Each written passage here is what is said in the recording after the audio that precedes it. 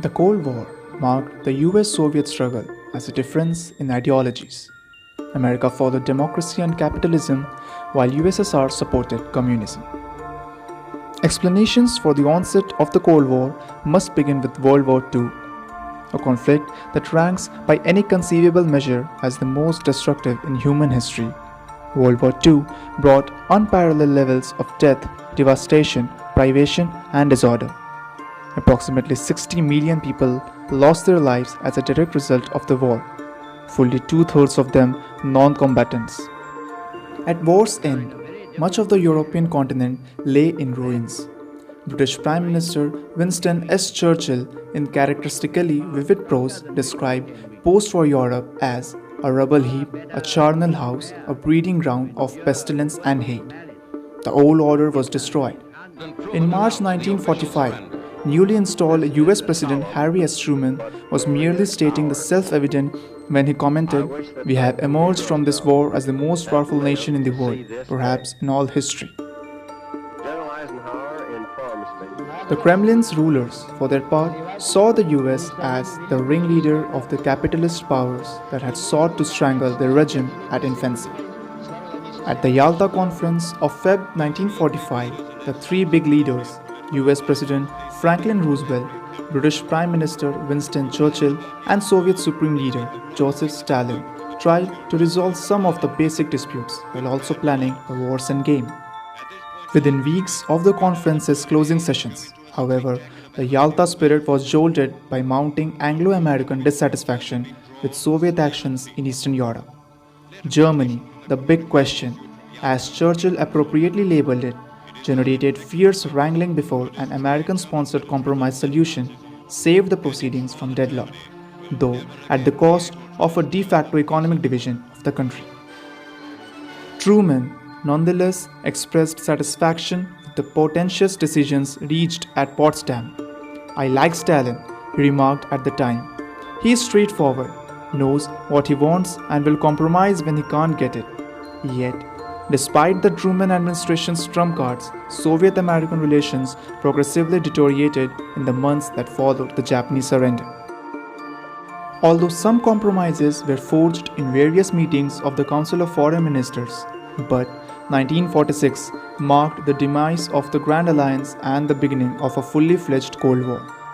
It followed the formation of the North Atlantic Treaty Organization, the NATO, an intergovernmental military alliance between 29 North American and European countries. Asia became the second major theater of the Cold War and the place where it first turned hot. Europe, of course, generated more controversy and received far more attention from the US and the Soviet Union, emerging as the principal focus of tensions between the former allies in the immediate aftermath of World War II. Japan, from a mortal enemy, became a Cold War ally. The American goal was as straightforward as it was ambitious: to use its power to remake Japanese society by destroying all vestiges of militarism while helping to foster the development of liberal and democratic institutions. To a remarkable extent, US succeeded. The proclamation of the People's Republic of China on 1st October 1949 represented not just a monumental personal triumph for Mao Zedong and other leaders of a Chinese communist movement, but it also signified a fundamental shift in the nature and locus of the Cold War, with weighty strategic, ideological, and domestic political implications. The chairman of the Chinese Communist Party, Mao, traveled to Moscow in December 1949, and despite the chilly reception he received from a still wary Stalin, managed to negotiate a treaty of friendship and alliance with the Soviet Union.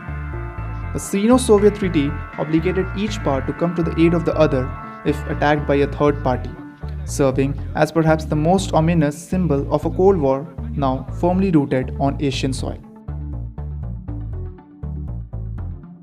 In the early morning hours of 25th June 1950, the war came to Korea when an attacking force of close to 100,000 North Koreans, helped by Soviets and armed with over 1,400 artillery pieces and accompanied by 126 tanks, crossed the 38th parallel into South Korea. The unexpected invasion ushered in a new and much more dangerous phase of the Cold War, not just in Asia but globally. Truman declared in the 27th June address to the American people. The attack upon Korea makes it plain beyond all doubt that communism has passed beyond the use of subversion to conquer independent nations and will use armed invasion and war. The impact of Korean War on the Cold War is difficult to overstate. Diplomat Charles Bolin has argued that it was the Korean War and not World War II that made US a world military political power. The Korean War itself dragged on inconclusively until July 1953, when the warring parties signed an armistice that achieved little more than an exchange of prisoners of war and a return to the status quo ante bellum. The 38th parallel remained an ominous line of division not just between North and South Korea, but also between the Eastern and Western blocs.